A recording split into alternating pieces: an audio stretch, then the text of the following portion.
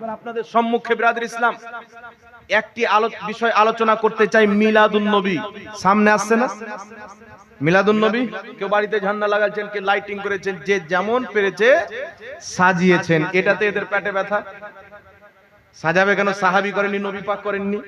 একজন বলছে যেটা নবী করেননি ওটা করা হারাম, আর নবী পাক তো দুতলা মসজিদ করেনি, তোদের মসজিদেই তো হারাম। ভাঙবা কবে বলো? নবী এবং সাহাবা মসজিদের মেহরাব তৈরি করেননি, এটা তো উমর বিন আব্দুল আজিজের জামানায় হয়েছে। তো তোমাদের মেহরাব কবে ভাঙবে বলো? কথা বুঝে এসছে? নবী সাহাবার জামানায় বুখারী ছিল না, তো বুখারী পড়া বাদ দাও। মুসলিম ছিল না, মুসলিম শরীফ পড়া বাদ দাও। কিন্তু মুহাদ্দিসিনের যেটা আকীদা, মুহাদ্দিসিনে কেরামের বিশ্বাস হলো যে মিলাদুন নবী সরাসরি আমাদের নবী পালন করেছেন, আমাদের নবী পালন করেছেন। আমি আপনার সম্মুখে দলিল দিচ্ছি, শুনেন। ইমাম জালালউদ্দিন সিউতি রাহমাতুল্লাহ আলাইহি নিজের কিতাব আল হাবিলিল ফাতাওয়ার মধ্যে লিখতেছেন, বেইরুত লেবাননের ছাপ। তিনি বলছেন মিলাদুন নবীর আসল আমি হাদিস শরীফের মধ্যে পেয়েছি। হাদিস শরীফ কি? তিনি বলছেন রাসূল করিম সাল্লাল্লাহু তাআলা আলাইহি ওয়াসাল্লাম, এই হাদিসটি ইমাম বাইহাকিও সনদ সহ উল্লেখ করেছেন, বিশুদ্ধ সনদে বর্ণিত। তিনি বলছেন হাদিস হলো নবী পাক সাল্লাল্লাহু আলাইহি ওয়াসাল্লাম নিজের নবুয়তের এলান করার পর আক্কা রাসূলুল্লাহ সাল্লাল্লাহু আলাইহি সাল্লাম নিজেই আকিকা দিয়েছিলেন। নবী পাক সাল্লাল্লাহু আলাইহি সাল্লাম নবুয়তের এলান করেছিলেন 40 বছর পর, কিন্তু নবী হয়েছেন যখন আদমকেও তৈরি করা হয়নি। নবী আগে থেকে নবুয়তের এলান করেছেন 40 বছর পর, এটা হচ্ছে সহিহ আকীদা। আর 40 বছর পূর্বে তিনি নবী ছিলেন না, এটা হচ্ছে ইহুদির দেওয়া জাল আকীদা। তো জাল আকীদা যারা মানবে তারা আহলে সুন্নাত ওয়াল জামাত নয়, যারা কোরআন ও হাদিসের সহিহ আকীদা মানবে তারা হচ্ছে আহলে সুন্নাত ওয়াল জামাত। একটু জোরে বলতে হবে সুবহানাল্লাহ। ইমাম সিউতি রাহমাতুল্লাহ আলাইহি বলেন নবী নবুয়তের এলান করার পর 40 বছর পর নিজের আকিকা দিলেন। ইমাম সিউতি বলছেন নবী মুস্তাফা সাল্লাল্লাহু আলাইহি সাল্লামের আকিকা নবী পাকের জন্মের 7 দিন পর তিনার দাদা হযরতে আব্দুল মুত্তালিব তিনার আকিকা 7 দিনের দিন দিয়ে দিয়েছিলেন। আর একজন ব্যক্তির আকিকা দ্বিতীয়বার হয় না। ইমাম সিউতি রাহমাতুল্লাহ আলাইহি বলছেন নবী 40 বছর বয়সে নবুয়তের এলান করার পর যেটা ছাগল জবাই করেছিলেন সেটা আকিকা ছিল না, নবী মুস্তাফা নিজের মিলাদ পালন করে সাহাবীকে খাইয়েছেন। জোরে বলুন সুবহানাল্লাহ। তো ইমাম জালালউদ্দিন সিউতি বলছেন যে মিলাদুন নবী এটা 1200 বছর পর এসে 600 বছর পর এসে জন্ম নেয়নি। মিলাদুন নবী আমার নবী মুস্তাফা নিজেই পালন করেছেন। জোরে বলতে হবে সুবহানাল্লাহ।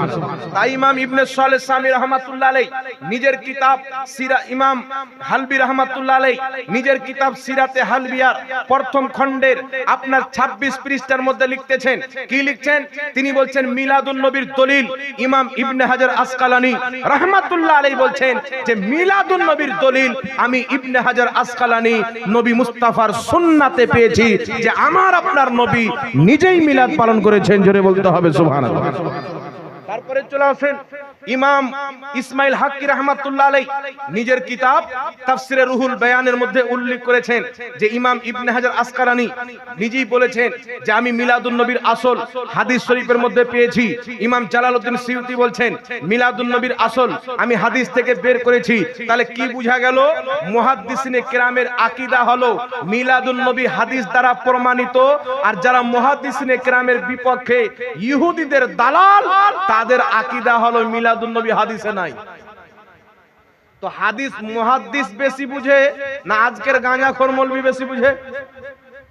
কথা বলতে হবে বাবা। হাদিস ইমাম ইবনে হাজার আসকালানী বেশি বুঝতেন না আজকের মৌলভী বেশি বুঝে? ইমাম সিউতি বেশি বুঝতেন না আজকের মৌলভী বেশি বুঝে? অবশ্যই ইমাম ইবনে হাজার আসকালানী, ইমাম জালালউদ্দিন সিউতি ইনাদের মতন হাদিস বুঝনেওয়ালা আজ পৃথিবীর মাটিতে পাওয়া যাবে না। তাহলে কি বুঝা গেল? মুহাদ্দিসিনে কেরাম যাকে লামাযহাবী মানে, দেওবন্দি মানে, জামাতি মানে, সবাই জিনাদেরকে মানে, তিনারা বলছেন মিলাদুন নবীর দলিল এটা নবী মুস্তাফার হাদিসে আছে। জোরে বলুন সুবহানাল্লাহ। আর হাদিসটি আমি বয়ান করে দিলাম, নবী নিজের জন্মদিনে খুশি হয়ে ছাগল জবাই করে সাহাবাকে খাইয়ে মিলাদুন নবী পালন করেছেন। একটু জোরে হবে না সুবহানাল্লাহ? সকলের গ্রহণযোগ্য মুহাদ্দিস ইমাম আব্দুল হক মুহাদ্দিস দেহলভী রাহমাতুল্লাহ আলাইহি নিজের কিতাব মাদারিজুন নবুয়াতের মধ্যে লিখতেছেন, ইমাম সিউতি রাহমাতুল্লাহ আলাইহি খাসাইসুল কুবরার মধ্যে লিখতেছেন, কি লিখছেন? যেই দিন নবী পাক জন্ম নেবেন ফেরেশতারা মিছিল রূপে এই জমিনে এসেছিলেন এবং হযরতে জিবরিল আলাইহিস সালাম তিনটি পতাকা লাগিয়েছিলেন। আমরা জিবরিল আলাইহিস সালামের সুন্নাতকে জিন্দা রাখার জন্য নবী মুস্তাফার আগমনে পতাকা উত্তোলন করি, জোরে বলতে হবে সুবহানাল্লাহ। সাহাবার সুন্নাতকে বাঁচিয়ে রাখার জন্য মিছিল বের করি, কারণ আমার আপনার নবী যখন মক্কা থেকে মদিনা যায়, মুসলিম শরীফের হাদিস, ফাসাইদার রিজাল ওয়ান নিসা ফাওকাল বুয়ুত তাফাররাকাল গিলমান ওয়াল খুদ্দাম ফি তুরুক ইউনাদুনা ইয়া মুহাম্মদ ইয়া রাসূলুল্লাহ, জোরে বলতে হবে সুবহানাল্লাহ। সাহাবী রাসূল বলেন, রাসূলে পাক যখন মক্কা থেকে মদিনা আসবেন, আমার আপনার নবী সাল্লাল্লাহু আলাইহি ওয়াসাল্লামের আগমনে সাহাবায়ে কেরাম মিছিল বের করেছেন। তারা সকলে একটি স্লোগান দিচ্ছিলেন, স্লোগানটি কি? ইয়া মুহাম্মদ ইয়া রাসূলুল্লাহ, জোরে বলতে হবে সুবহানাল্লাহ। কিন্তু আজকে কিছু মুনাফিক বেরিয়েছে, আল্লাহু আকবার বলে খতম, ইয়া রাসূলুল্লাহর কোনো স্লোগান খুঁজতে পাওয়া যায় না। কিন্তু ইয়া রাসূলুল্লাহর স্লোগান দেওয়া এটা সাহাবায়ে কেরামের সুন্নাত, একটু জোরে বলতে হবে সুবহানাল্লাহ। আর আল্লাহর নামের স্লোগান হবে, আর নবীর নামের স্লোগান হবে না, এটা আল্লাহ নিজেই পছন্দ করেন, এটা কোরআন সম্মত নয়। কারণ আল্লাহ বলেছেন, ওয়ারাফা'না লাকা যিকরাক, মাহবুব তোমার জিকিরকে আমি উঁচু করে দিয়েছি। উক্ত আয়াতের তাফসিরে আব্দুল্লাহ ইবনে আব্বাস, তাফসিরে ইবনে আব্বাসের মধ্যে লিখছেন, ফাইদা যুকিরতু যুকিরতা মাই ওয়ারাফা'না লাকা যিকরাক, মাহবুব তোমার জিকিরকে উঁচু করেছি। এর অর্থ হলো যেখানে আমার জিকির হবে সেখানে তোমারও জিকির হবে, যেখানে আল্লাহর নামের স্লোগান হবে, মুহাম্মদ রাসূলুল্লাহর নামের স্লোগান হবে, জোরে বলুন সুবহানাল্লাহ। তাহলে মিলাদুন নবীর দলিল ইমাম ইবনে হাজার আসকালানী বলছেন হাদিসে আছে, সুবহানাল্লাহ বলেন। ইমাম সিউতি হাদিস উল্লেখ করেছেন যে আমার নবী 40 বছর পর নিজেই মিলাদুন নবী পালন করেছেন, একটু জোরে হবে না? কি করে পালন করেছেন? খাসি জবাই করে। তাই ইমাম জালালউদ্দিন সিউতি আল হাবিলিল ফাতাওয়ার মধ্যে, আল হাবিলিল ফাতাওয়া দ্বিতীয় খণ্ড 230 পৃষ্ঠা, বেইরুত লেবাননের ছাপ, সেই কিতাবের মধ্যে লিখছেন, নবী মুস্তাফার জন্মের দিন 12ই রবিউল আউয়ালে মানুষজনকে একত্রিত করে খাওয়া দাওয়ার ব্যবস্থা করা, দোয়া খারের মাহফিল করা। তিনি বলছেন ফায়াস্তাহিব্বু, এটা হচ্ছে মুস্তাহাব, সওয়াবের কাজ, জোরে বলতে হবে সুবহানাল্লাহ। ইমাম সালেহ সামি রাহমাতুল্লাহ আলাইহি নিজের কিতাব সুবুলুল হুদা ওয়ার রশাদের মধ্যে লিখছেন, নবী মুস্তাফার জন্মের দিনে আল্লাহর শুকরিয়া আদায় করার জন্য মানুষজনকে একত্রিত করে খাওয়া দাওয়ার ব্যবস্থা করা, জিকির আজকারের মাহফিল করা, দান সাদকা করা, কোরআন তেলাওয়াত করা, নেক কাজের মাধ্যমে আল্লাহর শুকরিয়া আদায় করা হচ্ছে মুস্তাহাব। যারা এই কাজটি করবে তারা সওয়াব পাবে, একটু জোরে বলতে হবে সুবহানাল্লাহ। লামাযহাবিদের গুরু নবাব সিদ্দিক হাসান কা ঘোপালি নিজের কিতাবের মধ্যে লিখছেন, নবী মুস্তাফার জন্মের দিনে কেউ যদি খুশি না হয় ও ঈমানই নাই, ও মুমিনই নাই। তো লামাযহাবিদের ফতোয়া অনুযায়ী তাদের ঈমান নাই, কারণ সবাই এই 12ই রবিউল আউয়ালে খুশি, এরাই হচ্ছে বেজার। কারণ এদের আব্বা হুজুর ইবলিস কান্না করছিল। হাদিস শরীফের মধ্যে আছে না যে তিনটি জায়গাতে শয়তান খুব কান্না করেছিল। তার মধ্যে একটি জায়গা হচ্ছে যেই দিন নবী জন্মগ্রহণ করে শয়তান কাঁদছে। সমুদ্রের এক প্রান্তের মাছ আর এক প্রান্তে গিয়ে সুসংবাদ দিচ্ছেন মুহাম্মদ রাসূলুল্লাহ আসছে। এক গাছ অপর গাছকে খবর দিচ্ছেন মুহাম্মদ রাসূলুল্লাহ আসছেন। পাথর কাকর এক অপরকে খবর দিচ্ছেন মুহাম্মদ রাসূলুল্লাহ আসছেন। ফেরেশতা এক অপরকে খবর দিচ্ছেন মুহাম্মদ রাসূলুল্লাহ আসছেন। আল্লাহর সৃষ্টিতে পাথর কাকর মাছ গাছ গাছালি সবাই খুশি পালন করছে, এইদিকে ইবলিস কান্না করছে। তো বুঝা গেল 12ই রবিউল আউয়ালে যারা খুশি পালন করবে এটা হচ্ছে ঈমানদারদের পরিচয়, কান্না করা ইবলিসের পরিচয়। যারা ইবলিসকে নিজের ইমাম বানিয়েছে তারা রবিউল আউয়ালে খুশি হবে না, কান্না করবে। যারা সাহাবাকে ইমাম মানে, ফেরেশতাদের নকশে কদমকে মানে, তারাই খুশি পালন করবে, জোরে বলুন সুবহানাল্লাহ। বাত समझ में आ रही है हजरत? বুঝতে পারছেন তো? এবার চলে আসেন বিরাদর ইসলাম, রাসূল করিম সাল্লাল্লাহু আলাইহি ওয়া আলিহি ওয়াসাল্লামের মিলাদুন নবী, জন্মে দিবসে খুশি হওয়া। মিলাদুন নবীর মাহফিল করা এটা হচ্ছে নবী মুস্তাফার সুন্নাত, সাহাবারও সুন্নাত। একটি লক্ষ্য করে শুনবেন বাবা, মুজামুল কাবির লি তাবরানির মধ্যে হাদিস, তারপরে হিলিয়াতুল আউলিয়া 950 বছর পূর্বের কিতাব ইমাম আসবাহানী রাহমাতুল্লাহ আলাইহি সনদ সহ হাদিস নিয়েছেন। আম্মা জান আয়েশা সিদ্দিকা রাদিয়াল্লাহু তাআলা আনহা বলেন, হাদিসের শব্দ ক্বালাতু আয়েশা সিদ্দিকা রাদিয়াল্লাহু তাআলা আনহা তাযাকারা রাসূলুল্লাহি সাল্লাল্লাহু আলাইহি ওয়াসাল্লামা ওয়া আবু বকরিন রাদিয়াল্লাহু তাআলা আনহু মিলাদুহুমা ইনদি। হযরতে আয়েশা সিদ্দিকা রাদিয়াল্লাহু তাআলা আনহা বলেন, নবী মুস্তাফা আমার হুজরাতে উপস্থিত ছিলেন, আবু বকর সিদ্দিক আমার হুজরাতে উপস্থিত ছিলেন। উপস্থিত হয়ে কি করলেন? তাযাকারা রাসূলুল্লাহি ওয়া আবু বকরিন মিলাদুহুমা ইনদি। আমার নবী মুস্তাফা, আমার পিতা আবু বকর সিদ্দিক আমার হুজরাতে উপস্থিত হয়ে তিনারা মিলাদ পালন করলেন। জোরে বলুন সুবহানাল্লাহ। নিজেই মিলাদুন নবীর মাহফিল নবী পাক করেছেন, নিজেই মিলাদুন নবীর মাহফিল হযরতে আবু বকর সিদ্দিকও উপস্থিত ছিলেন, মা আয়েশাও ছিলেন। তো কেউ যদি বলে নবী মিলাদুন নবীর মাহফিল করেছেন, সাহাবা করেছেন, তাকে বলতে হবে নবী বাদ দাও, সমস্ত নবীর নবী মুহাম্মদুর রাসূলুল্লাহ মিলাদের মাহফিল করেছেন। সাহাবা বাদ দাও, সকল সাহাবার সরদার আবু বকর সিদ্দিক মিলাদুন নবীর মাহফিল করেছেন। আম্মা জান আয়েশা সিদ্দিকাও ছিল। জোরে বলুন সুবহানাল্লাহ। আমার নবী তো নিজেই মিলাদের আলোচনা করেছেন মাহফিলে। তো মিলাদুন নবীকে বিদআত বলা, আগে বিদআত বলার পরে দেখো তোমাদের সালাফি কনফারেন্স কোন হাদিসে আছে। মিলাদের জিকির তো নবী মাহফিলে করেছেন, এটাই হচ্ছে মিলাদের মাহফিল। তো মিলাদুন নবীর মাহফিল করা নবীর সুন্নাত হলো, কিন্তু সালাফি কনফারেন্স না নবী করেছেন না সাহাবী করেছেন, কেউ করেননি। ইসলামিক সম্মেলন না নবী করেছেন না সাহাবা করেছেন, কেউ করেনি। তো বুঝা গেল তোমরা বিদআতের উপরে আমল করো, আমরা নবীর সুন্নাতের উপরে আমল করি। তাই তো আমরা নিজেকে সুন্নি বলি, আহলে সুন্নাত ওয়াল জামাত বলি। আর তোমরাও জানো যে আমার কাছে সুন্নাত নাই, আমাদের কাছে সুন্নাত নাই, তাই তোমরা সুন্নি না বলে আহলে সুন্নাত ওয়াল জামাত না বলে বলছে আহলে হাদিস। মানে ইমাম মালিক সহ অনেক ইমামগণ লিখেছেন না আসহাবুল হাদিস, অর্থাৎ হাদিস ওয়ালা। আহলে হাদিসগণ বহুত দিনের খিদমত করেছেন, তারা হচ্ছেন হক পথে।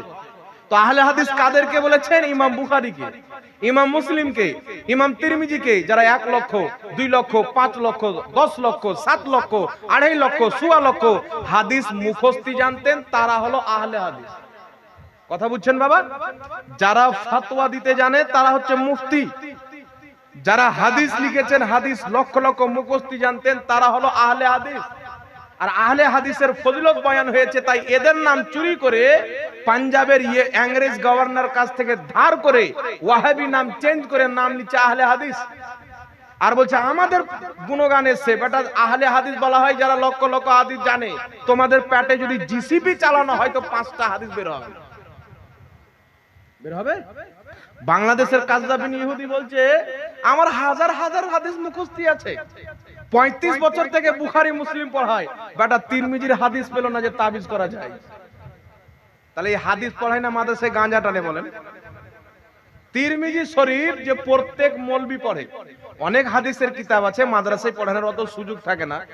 10 বছরে কি পড়াবে, অনেক কিতাব পড়ানো হয় না।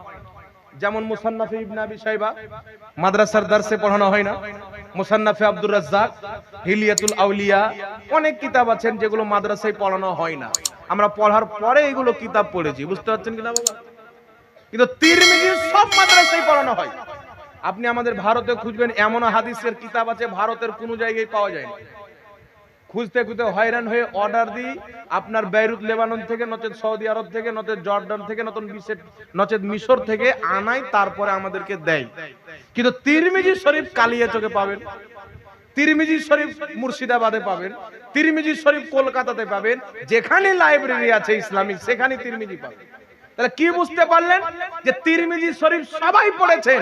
আর বাংলাদেশের গাধা বলছে আমার হাজার হাজার হাদিস মুখস্থি আছে, আর তিরমিজি শরীফে আছে হাসান হাদিস। আব্দুল্লাহ ইবনে আমর বলছেন আমার ছেলের গলাতে তাবিজ ঝুলিয়ে দিতাম, আর ওনার এই হাদিসকে সে তিরমিজির পায়নি। তাহলে বুঝা গেল মাদ্রাসায় হাদিস পড়ায় না, এ গাঁজা টানে। কথা বুঝে এসছি? কথা বুঝে এসছে বাবা? এক জায়গাতে বক্তব্য দিলাম, তো একটা লাম্বা জামে আমাকে ভিডিও পাঠিয়েছেন, মাজারে একটা লোক গাঁজা টানছে।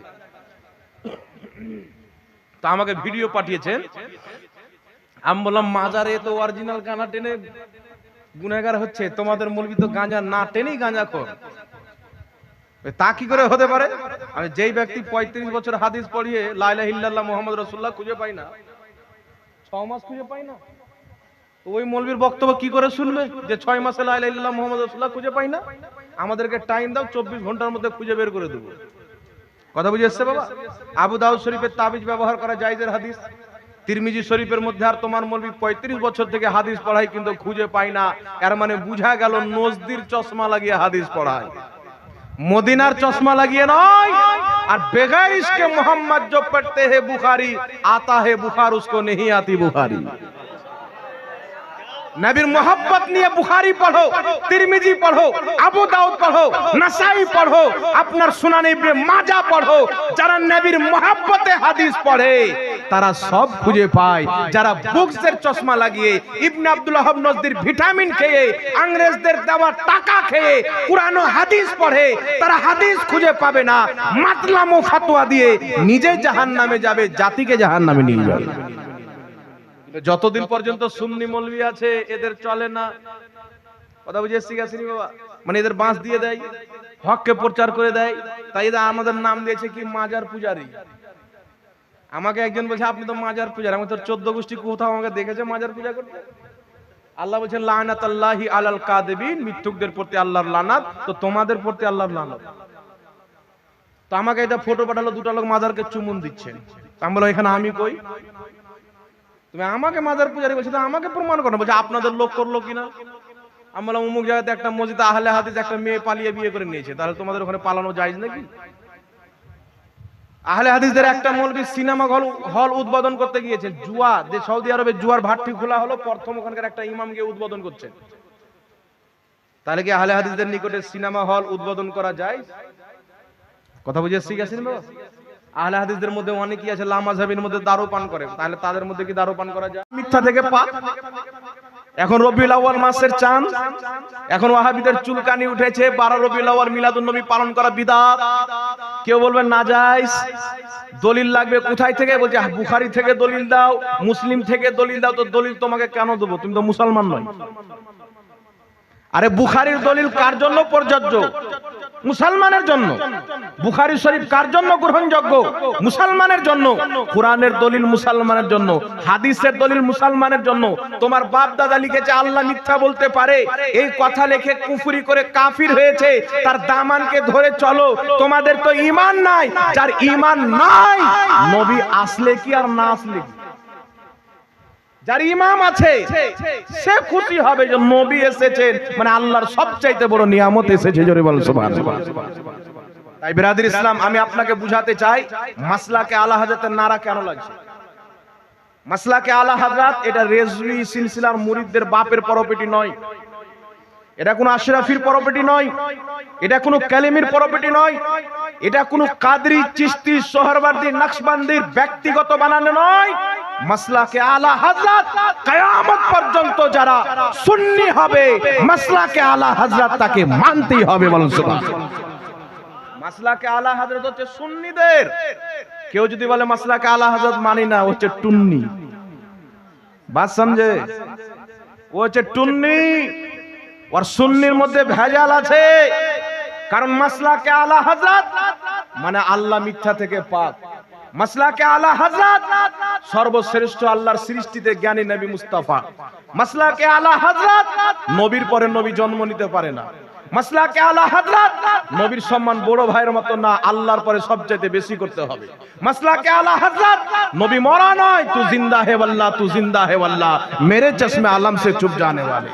মাসলাকে আলা হযরত নবীর সম্মান বড় ভাইয়ের মতো নয়, নবীর সম্মান হচ্ছে আল্লাহর পরে সর্বশ্রেষ্ঠ।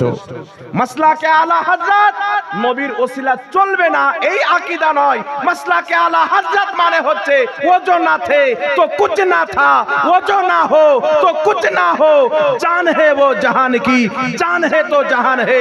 মাসলাকে আলা হযরতের অর্থ হলো নবী মুস্তাফার ওসিলাতে জমিন তৈরি হয়েছে, আসমান তৈরি হয়েছে, কুল কায়নাত তৈরি হয়েছে।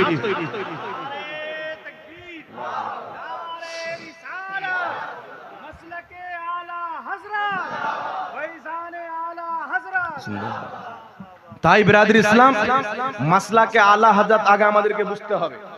আমি রেফারেন্স দিচ্ছি কয়েকটি কিতাবের, একটা বাচ্চা পর্যন্ত বুঝে নিবে যে এটা কত বড় বেয়াদবি, গুস্তাখি। আমি আপনাদের সম্মুখে কয়েকটি হাওয়ালা দিচ্ছি। কিতাব আমার গাড়িতে রাখা আছে, এখানে আনা হয়নি তাই দেখাচ্ছি না। আর কালিয়াচক এলাকা আমার দেখানোর প্রয়োজন নাই, কারণ এখানকার লোক এমনিতেই ইমানের তাগড়া। কথা বুঝে এসে আসেনি বাবা? যাদের ইমানের জং লেগে গেছে ওই জায়গাতে গিয়ে দেখিয়ে জংটা ছুটিয়ে পরিষ্কার করতে হয়। আর কালিয়াচক এলাকাতে পীর মাশাইখ আউলিয়ায়ে কেরামের ফয়েজ রয়েছেন যে এই মাটিতে হাফিজে মিল্লাত এসেছেন, এই মাটিতে মুফতি আজমও এসেছেন। তো এখানে আমি রেফারেন্স দিয়ে দিচ্ছি। অনেক মিডিয়ার ভাইরা এসে দেখছেন, এরা ছাড়বে। কেউ আমার রেফারেন্স ভুল প্রমাণ করতে পারলে আমার বিরুদ্ধে ভিডিও বানা, আমার ভুলকে ধরুক, বাপের বেটা যদি থাকে। তো কথা হচ্ছে আলা হযরত, মাসলাকে আলা হযরত কেন? আমার বাড়ি হচ্ছে রাজমহল হযরত। এই দাদা শুনবে, রাজমহলে একজন মৌলভী সাহেব চায়ের দোকানে বসে আছি, দুইজন মৌলভী সাহেব বসে আছেন, আমরা চারজন বসে আছি। একজন মৌলভী সাহেব বলছে যে মাসলাকে আলা হযরত হলো পাঁচওয়া মাসলা। কেন বলছে? মাসলাক হলো চারটি, হানাফি, শাফি, মালিকি, হাম্বলি। আর আপনারা বলছেন মাসলাকে আলা তো পাঁচটা হয়ে গেল। ও বেটা মৌলভী আবার জালসাতে নারা লাগাচ্ছে মাসলাকে গৌস ও খাজা। তো আমি তারপরে তাকে ধরলাম যে মাসলাকে আলা হযরত বললে পাঁচটা মাসলাক হয়ে যায়, তো তুমি তো বললে মাসলাকে গৌস ও খাজা, তাহলে তো ছটা হয়ে গেল। তো পাঁচটার বিরোধ করতে গিয়ে তুমি ছটা বানিয়ে দিলে। তোমার ব্রেনে ওয়াহাবিদের মতন গোবর ভরা আছে, ব্রেনটাকে পরিষ্কার করো। আলা হযরতকে বুঝতে হলে আলা হযরতের কিতাব পড়তে হবে। কোন মূর্খ ব্যক্তি আলা হযরতকে বুঝতে পারবে না, কোন বেঈমান আলা হযরতকে বুঝতে পারবে না। যেই ব্যক্তি ওয়াহাবিদের বাড়িতে খাওয়া দাওয়া করে সে আলা হযরতকে বুঝতে পারবে না। আলা হযরতকে কে বুঝতে পারবে? যে বরেলির সরতাজ হুজুর তাজুস শরিয়ার पैगामेर উপরে আমল করবে। নবী से जो हो बेगाना उसे दिल से जुदा कर दे, पेदर मादर ब्रदर मालो जा सब कुछ नबी पर फिदा कर दे। আর তুমি বলছো আমি ঠিক সুন্নি, আর ওয়াহাবি বাড়ি লাপ লাপ করে খাচ্ছ। আপনাকে যদি আমি বাপ তুলে গালি দিয়ে আমার বেটির বিয়ে দিয়ে দাওয়াত দিয়ে আসবেন না? যে ওয়াহাবী নবীকে গালি দিয়েছেন তার বাড়ি খাচ্ছেন, আল্লাহর নবীকে মুখ কি দেখাবেন? কথা বুঝে এসছি আসেনি বাবা? তো কটি রেফারেন্স দিচ্ছি, একটু লক্ষ্য করে শুনেন। আচ্ছা বলেন তো বাবা, দেওবন্দীদের গুরু রশিদ আহমদ গাঙ্গুহি যখন লিখলো ফাতাওয়া রশিদিয়ার মধ্যে এবং বারাহিনে কাতিয়ার মধ্যে খলিল আহমদ আম্বেঠি লিখলো যে আল্লাহ মিথ্যা বলতে পারে, তো এই যে আল্লাহ মিথ্যা বলতে পারে, এই তাওহীন কি আলা হযরতের তাওহীন ছিল? এটা কি কোনো পীরের অপমান ছিল? এটা কি কোনো ব্যক্তির অপমান ছিল? এই অপমানটা ছিল আল্লাহর। কাকে অপমান করতে চেয়েছিল? কার তাওহীন করেছে? আল্লাহর। দেওবন্দ মাদ্রাসার প্রতিষ্ঠাতা কাসিম নানতাবি নিজের কিতাব তাহজুরুন নাস 14 নম্বর পৃষ্ঠার মধ্যে লিখছেন, বিল ফরজ अगर बाद जमानाए नबवी कोई नया नबी पैदा हो फिर भी खातिमियत मुहम्मदी में कुछ फर्क ना आएगा। বলছেন যদি মেনে নেওয়া হয় যে আমাদের নবীর পরে নতুন নবী জন্ম নিবে, তবু আমাদের নবীর শেষ নবী হওয়াতে কোনো তফাৎ ঘটবে না। আমাদের নবীর পরে যদি নতুন নবী জন্ম নেয়, তাহলে আমাদের নবীর শেষ নবী হওয়াতে তফাৎ ঘটবে কি ঘটবে না? জোরে বলতে হবে। আরে আমি আমার বাপের ছোট বেটা, শেষ বেটা, আখেরি বেটা, আমার পর আর কোনো বেটা আসবে না। মা অপারেশন করে নিয়েছে, ধরে আমার পরে কোনো বেটা হবে না। হঠাৎ করে ডাক্তার বলছে অপারেশন কামিয়াব হয়নি, এখন তোমার বাচ্চা হয়ে যাবে। তো আমার বাপ বলছে তাহলে একটা বাচ্চা আরো নেবো, কিন্তু লাস্ট বেটা জাহাঙ্গীর মৌলভী থাকবে। এটা কেউ মানবে? তো আমাদের নবীর পরে যদি নতুন নবী জন্ম নিয়ে নেয়, তাহলে শেষ নবী আমাদের নবী কোথায় থাকলো? এ থাকবে। যখন আল্লাহ বলে দিয়েছেন খাতামুন নবিয়্যিন, আমার নবীর পরে কোনো নবী নাই, আমার নবী বলছেন লা নবিয়্যা বাদি, আমার পরে কোনো নবী নাই, তো আগার মাগার বলা চলবে না। যেই ব্যক্তি বলবে নবীর পরে নতুন নবী জন্ম নিতে পারে, কোরআনের বিপক্ষে, হাদিসের বিপক্ষে আকীদা করার কারণে সঙ্গে সঙ্গে ওই ব্যক্তি কাফির ও মুরতাদ হয়ে যাবে। যখন দেওবন্দ মাদ্রাসার প্রতিষ্ঠাতা লিখলো, পাকিস্তানের কাদিয়ানের গোলাম আহমদ কাদিয়ানি রাস্তা পেয়ে গেল। সে বলছে যে আমাদের নবীর পরে নতুন নবী জন্ম নিলেও আমাদের নবী শেষ নবী হওয়াতে ব্যাঘাত ঘটবে না। তো পাকিস্তানের গোলাম আহমদ কাদিয়ানি বলছেন আমি একজন নবী, কিন্তু শেষ নবী মুহাম্মদ সাল্লাল্লাহু আলাইহি ওয়াসাল্লাম। জোরে বলেন না নাউজুবিল্লাহ। আর পাকিস্তানের সুপ্রিম কোর্টে যখন কাদিয়ানীকে অমুসলিম ঘোষিত করা হচ্ছিল, তারা দলিল হিসাবে তাহেজুরুন নাসের ইবারত পেশ করে প্রমাণ করে দিয়েছে যে আমাদের গোলাম আহমদ কাদিয়ানী নিজেকে যে নবী দাবি করেছে, এর উপরে সবচাইতে বড় অবদান দেওবন্দ মাদ্রাসার। এটা নাউজুবিল্লাহ বলবেন। তাহলে আমাদের নবীর খাতমিয়াতের উপরে হামলা হচ্ছিল কি হচ্ছিল না? জোরে বলতে হবে বাবা। একদিকে বলছে আল্লাহ মিথ্যা বলতে পারে, আর একদিকে বলছে নবীর শেষ নবীর পরে আরো নবী জন্ম নিলেও শেষ নবী আমাদের নবী থাকবে। মানে নবীর খাতমিয়াতের উপরে কিরকম হামলা।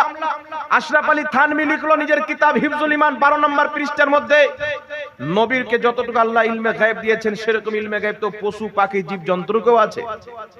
খলিল আহমদ আম্বেটি বারাহিনে কাতিয়াতে লিখলো নবী উর্দু পড়তে শিখেছে দেওবন্দ মাদ্রাসায়, আর নবীর জ্ঞান চাইতে শয়তানের জ্ঞান বেশি। নাউজুবিল্লাহ বলবেন না? নবীর জ্ঞান চাইতে শয়তানের জ্ঞান বেশি। নবীকে পিঠ পিছনের খবর নাই। তাকওয়াতুল ঈমানে আহলে হাদিস এবং দেওবন্দি উভয়ের ইমাম, উভয়ের পেশওয়া বুজরুগ ইসমাইল দেহলভি সিরাতে মুস্তাকিম 148 পৃষ্ঠার মধ্যে লিখছেন, নামাজের মধ্যে যদি স্বামী স্ত্রীর ভালোবাসার স্মরণ চলে আসে নামাজ হয়ে যাবে, গরু ছাগলের স্মরণ চলে আসে নামাজ হয়ে যাবে, কিন্তু মুহাম্মদ রাসূলুল্লাহর স্মরণ আসলে শিরক হবে, নামাজ হবে না। সে নিজের কিতাব তাকওয়াতুল ঈমানের মধ্যে লিখছেন নবী মরে মাটির সাথে মিশে গেছেন, নবীর সম্মান বড় ভাইয়ের মতো করতে হবে। যখন মৌলবি সেজে দাড়ি রেখে টুপি রেখে পাগড়ি পরে জুব্বা লাগিয়ে যখন নবী মুস্তাফার ইজ্জতে হামলা করতেছিল, আল্লাহ পাকের সত্যবাদী হওয়ার উপরে হামলা করতেছিল, এমনি সমাতে এই সমস্ত বিদআতি আকীদার, সমস্ত কুফরি আকীদার দাঁত ভাঙার যিনি জবাব দিয়েছেন তিনি হচ্ছেন ইমাম আহলে সুন্নাত, মুজাদ্দিদে দ্বীন ও মিল্লাত, ইমাম ইশক ও মুহাব্বত, ইমাম আহমদ রাজা খাঁ ফাজিলে বরেলভী রাদিয়াল্লাহু তাআলা আনহু। যখন বলল নবীর জ্ঞান চাইতে শয়তানের জ্ঞান বেশি, আলা হযরত উত্তর দিলেন, সরে আরশ पर है तेरी गुजर, दिले फर्श पर है तेरी नजर, मलकुत ও মুলক में कोई शय नहीं है जो तुझ पे आया नहीं। যখন বলল নবী মরে মাটির সাথে মিশে গেছেন, আলা হযরত বললেন তু জিন্দা है वल्लाह, तू जिंदा है वल्लाह, मेरे चश्मे आलम से छुप जाने वाले। যখন সে বলল আল্লাহ মিথ্যা বলতে পারে, যখন বলল নবীর সম্মান বড় ভাইয়ের মতো করতে হবে, ইমাম আহলে সুন্নাত আলা হযরত একটা নয় দুটি নয় 1000 চাইতে বেশি কিতাব লিখে পৃথিবীবাসীকে দিয়ে দিয়েছেন। আহমদ রাজা প্রমাণ করে দিয়েছেন আমি আহমদ রাজা দুনিয়াদারি করতে আসিনি, নবী মুস্তাফার ইজ্জতের পাহারাদারি। সুবহানাল্লাহ, নারে তাকবীর, নারে রিসালাত, মাসলাকে আলা হযরত, মাসলাকে আলা হযরত, নারে তাকবীর, নারে রিসালাত। তাই আহমদ রাজা এটা করের ব্যক্তিগত প্রপার্টি নয়, প্রত্যেক যার ঈমান আছে তার ইমাম হচ্ছে আলা হযরত। জোরে বলেন সুবহানাল্লাহ। যার অন্তরের হুব্বে রাসূল আছে তার ইমাম হচ্ছে আলা হযরত, ইশকের ইমাম আলা হযরত, সুন্নিদের ইমামও আলা হযরত। জোরে বলতে হবে সুবহানাল্লাহ। এবার চলে আসেন বিরাদর ইসলাম, কত রকমের নোংরা আকীদা দিল কি দিল না? এই সমস্ত আকীদা যারা সাপোর্ট করলো তারা হচ্ছে ওয়াহাবি, আর এই সমস্ত আকীদাকে লাত মেরে আলা হযরতের আকীদা, যে আকীদা সাহাবার, যে আকীদা আহলে বাইতের, যে আকীদা গৌস ও খাজার আকীদা, যে আকীদা ইমামে বুখারী, ইমাম তিরমিজি, ইমাম মুসলিমের আকীদা, সেই আকীদাকে যারা মানলো তারাই হচ্ছে সুন্নি মুসলমান। জোরে বলতে হবে সুবহানাল্লাহ। আজকে যদি কোনো পীর আলা হযরতের খেলাফ করে, ওই পীর সাহেবের খানকাতে যে চারাক জ্বলে ওই চারাকের আলোর উপরে অবদান আলা হযরতের। আজকে যদি কোনো পীর সাহেব আলা হযরতের বিপক্ষে কথা বলে, তার পীরি মুরিদি টিকে আছে আলা হযরতের কারণে। কারণ বলা হচ্ছিল পীর মানা হারাম, আমার আলা হযরত কুরআন ও হাদিস থেকে এত দলিল দিয়েছেন যে পীর মানা হারাম নয়, পীর মানা স্বয়ং সাহাবার সুন্নাত। জোরে হবে না সুবহানাল্লাহ? পীর মানা স্বয়ং সাহাবার সুন্নাত, সুন্নাতে কাদিমা মুস্তামেরা। উঠান ফাতাওয়া তাজুল শরিয়ার মধ্যে হুজুর তাজুল শরিয়া লিখেছেন। এখন কেউ বলতে পারে তাজুল শরিয়ার ফাতাওয়া আমরা সুন্নিরা মানবো, ওয়াহাবি তো মানবে না। কমেন্টে এসে বলবে যে আপনার বাপের কিতাব থেকে কেন হাওয়ালা দিচ্ছেন, কুরআন হাদিস থেকে দেন। তো পবিত্র কুরআন উঠান সূরাতুল ফাত্তা আয়াত নাম্বার 10, পবিত্র কুরআন উঠান সূরাতুল মুমতাহিনা আয়াত নাম্বার 12। আল্লাহ বলছেন মাহবুব যারা তোমার হাতে বাইত গ্রহণ করলো তারা আমি আল্লাহর হাতেই বাইত গ্রহণ করলো। সূরা মুমতাহিনা আয়াত নাম্বার 12 এর মধ্যে আল্লাহ বলছেন, মাহবুব যে মহিলাগুলো তোমার হাতে বাইত হতে আসছে তাদেরকে ফিরিয়ে দিও না, তাদেরকেও বাইত করো। তো মেয়েদের বাইত হওয়া কোরআন পাকে আছেন, সাহাবা পুরুষদের বাইত হওয়া কোরআন পাকে আছেন। কারণ সাহাবা নবীর হাতে বাইত গ্রহণ করেছেন, সাহাবাগণের স্ত্রী ও পর্দার আড়াল থেকে নবী মুস্তাফার হাতে বাইত গ্রহণ করেছেন। জোরে বলতে হবে সুবহানাল্লাহ। উঠান বুখারী মুসলিম অসংখ্য কিতাবের মধ্যে হাদিস পাবেন। হযরত ওমর ফারুক গিয়ে বলছেন আবু বকর সিদ্দিককে, আপনি হচ্ছেন উত্তম ব্যক্তি, আপনি আমাকে মুরিদ করেন, বাইত করেন। তিনি তিনার বাইত গ্রহণ করেছেন। হযরত তালহা রাদিয়াল্লাহু তাআলা আনহু জিদ্দর ময়দানে লহুলাহান হওয়ার পর হযরত আলীর গোলামকে বলছেন, আমি হযরত আলীর বাইত গ্রহণ করলাম, তার মুরিদ হয়ে গেলাম। হযরত আলীর কাছে যখন খবর গেল, হযরত আলী বললেন, তালহার অতক্ষণ পর্যন্ত জান্নাতে যাওয়াকে আল্লাহ গ্রহণ করেনি যতক্ষণ পর্যন্ত তালহা আমার মুরিদ হয়ে যায়নি। জোরে বলেন সুবহানাল্লাহ। আর একটু জোরে বলেন না। তো ঈমানটাই বাস্তব কিনা গ্যারান্টি নাই, তাহলে পীর মুরিদি থাকতো বাবা। তাহলে প্রত্যেক খানকার উপরে আলা হযরতের ইহসান, প্রত্যেক পীরের উপরে আলা হযরতের ইহসান, সবচাইতে বড় প্রত্যেক ঈমানদার মুসলিমের উপরে ইমামে আহলে সুন্নাতের ইহসান আছে। জোরে বলতে হবে সুবহানাল্লাহ।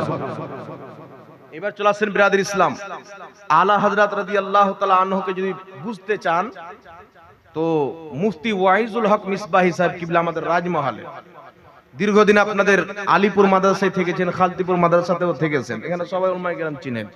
তিনি একটি কিতাব লিখেছেন আলা হযরতের জীবনী। কিতাবটি যাবেন কালিয়াচকে, যেগুলো বুকডুপু আছে সেগুলো তো পেয়ে যাবেন। এই কিতাব পড়বেন, আলা হযরতের ব্যক্তিত্ব কাকে বলে আপনি বুঝে যাবেন। একজন মাস্টার ওয়াহাবি তবলিগি জামাতে গিয়ে গিয়ে পচে সরে গেছে, আমার সাথে বন্ধুত্ব হলো, আলা হযরতের ব্যাপারে উল্টা সিধা বলছেন। আমি বলছি আপনাকে একটা কিতাব দেবো, কিতাবটা পড়বেন, তারপরে কোনো মন্তব্য করবেন। আমি তাকে একটি কিতাব দিলাম আলা হযরতের জীবনী। সেই কিতাব পড়ে এসে বলছেন, আমি আলা হযরতকে কত কি বলেছি, আল্লাহ আমি তওবা করছি, তিনি তো একজন মহান ব্যক্তি ছিলেন। তো কোন ব্যক্তি যদি আলা হযরতকে গালি দেয়, কোন ওয়াহাবি হোক বা যে কোনো ব্যক্তি হোক, আলা হযরতের ব্যাপারে যদি কুমন্তব্য করে, তাহলে বুঝে নেবেন এ জাহিল, আলা হযরতের ব্যাপারে কিছু পড়েনি। আর এখন তো এত জাহিল বেরিয়েছেন, বলছে আলা হযরত বলা যাবে না। কেন বলা যাবে না? বলছে আবু বকর সিদ্দিক হযরত, নবী হযরত মুহাম্মদ রাসূলুল্লাহ, গসপাক হযরতে আব্দুল কাদের জিলানী, খ্বাজা মঈনুদ্দিন চিশতিকে হযরতে খ্বাজা মঈনুদ্দিন চিশতি, নবীকে হযরত, সাহাবাকে হযরত, আর তোমাদের আলা হযরতকে আলা হযরত। যুক্তি দেখছেন বাবা? যুক্তিটা বুঝতে পারলেন? এবার কিছু লোক কি মনে করবেন যে আসলে তো সাহাবাকে শুধু হযরত বলা হয়, আর আহমদ রাজা রাহমাতুল্লাহ আলাইহিকে আলা হযরত কেন, আবু বকরকে কেন বলা হলো না, উমরকে কেন বলা হলো না? একজন আহলে হাদিস ফোন করেছে ওয়াহাবি, আসলে তো আহলে হাদিস নয়, আহলে কবিস। কথা বুঝছেন কি না? হাদিসের হও মানে না, তেও মানে না। এই ব্যক্তি বলছে, এই যুক্তি আমাকে দিচ্ছে আলা হযরত বলা হারাম। দলিল, আবু বকর সিদ্দিককে আলা হযরত বলা হয় না, রাসূলকে বলা হয় না, আর আপনাদের মৌলবীকে আলা হযরত। ইনি কি নবী চাইতে বড়? ইনি কি আলা হযরত, ইনি কি সাহাবা চাইতে বড়? তো আমি তাকে বললাম যে ইবনে তাহমিয়াকে তোমরা কি বলো? ইবনে তাহমিয়াকে তোমরা বলো শাইখুল ইসলাম। বলে কি বলে না? যারা গায়র মুকাল্লিদ ওয়াহাবি, এরা ইবনে তাহমিয়াকে বলছে শাইখুল ইসলাম। তো আমি বললাম হযরত আবু বকর, হযরতে মুহাম্মদ সাল্লাল্লাহু আলাইহি সাল্লাম, সাহাবাকে হযরত, নবীকে হযরত, আর তোমার বাপ ইবনে তাহমিয়াকে শাইখুল ইসলাম। ইসলামের শেখ, তো ইসলামের শেখ তোমার বাপ ইবনে তাহমিয়া না নবী? কথা বুঝে শিখাসিনি বাবা? তো বলছে হুজুর এটা আমরা নবীর মোকাবলাতে বলিনি। কার মোকাবলাতে বলেছে? বলছে উনার জামানায় উনি বড় শেখ ছিলেন, তাই উনাকে শাইখুল ইসলাম বলা হয়। তো আমি বললাম আমরা যে আলা হযরত বলেছি তো কোন সাহাবীর মোকাবলাতে নয়, আমরা আলা হযরত বলেছি উনার জামানায় যত আলিম ছিলেন সবচাইতে উনি বড় ছিলেন, তাই আলা হযরত। লাকে বলিয়ে না সুবহানাল্লাহ। কথা বুঝে এসছি আসেনি বাবা? আর একজন ব্যক্তি বলছেন আলা হযরত, আর আলা মানে সবচাইতে বড় তো আল্লাহ, আর তোমার মৌলবীকে বলছে আলা হযরত, এটা শিরিক। মানে ওয়াহাবি শিরিক কাকে বলে এদের 14 গোষ্ঠী বোঝে না, বিদাত কাকে বলে এটাও বুঝে না। শিরিক আর বিদাত যে কোন জিনিস, কাকে বলে, বিদাতের কয় প্রকার, এটাও বুঝে না। নচেত কেউ যদি কোনো আল্লাহ ওয়ালার কবরকে চুমুন দেয়, একে কোনো শিরিক বলে? জি, শিরিক বলবে? একটা ভিডিও দেখলাম, বাংলাদেশে একটা মহল্লা আছে, ওই মহল্লা একটা মাদ্রাসায় পরিবেশ করছে, তো মাদ্রাসায় তালবে ইলিমরা তার পা কদম বসি করছে আর সালাম দিচ্ছে।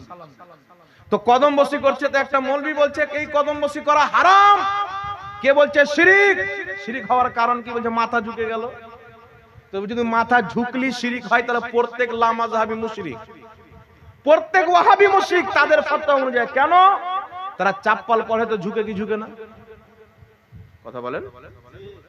চাপ্পাল পরে তো ঝুঁকে কি ঝুঁকে না? আরে বেল্ট ওয়ালা চাপ্পাল পরো না এই যুবক ভাইরা? বেল্ট খুলতে গেলে ঝুঁকতে হবে, বেল্ট বাঁধতে গেলে ঝুঁকতে হবে, তাহলে ওরা বাঁধে কি বাঁধে না?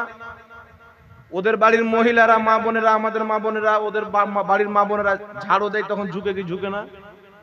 তাহলে তো ওদের মহিলারাও মুশরিক হলো কি হলো না? কথা বলেন। এখন বলবে হুজুর আমরা যে চাপ্পাল পরতে ঝুঁকি, তো আমাদের নিয়াত সাজদার থাকে না, আমাদের নিয়াত থাকে যে চাপ্পাল পরতে ঝুঁকছি। আমি বললাম দাজ্জাল কানা যারা কোনো পীর মুর্শিদ মা বাপের কদম বসি করে, হক্কানি আলিমের কদম বসি করে, তারা তাকে খোদা মনে করে ঝুঁকে না, তার সম্মান অর্থে ঝুঁকে। কদম বসির নিয়তে ঝুঁকে, ইবাদতের নিয়তে নয়। ইবাদতের নিয়তে ঝুঁকে না। আর প্রত্যেক ঝুঁকাকে যদি শিরিক বলো, তোমরাও কোথাও না কোথাও ঝুঁকেছো, তো তোমাদের মধ্যে তো কেউ মুসলমান নাই, সবাই মুশরিক হবে। তো ফাতোয়া এমন দাও যাতে তুমিও বেঁচে থাকো। এমন ফাতোয়া দিও না যে তোমার 14 গোষ্ঠী আগে মুশরিক প্রমাণ হবে।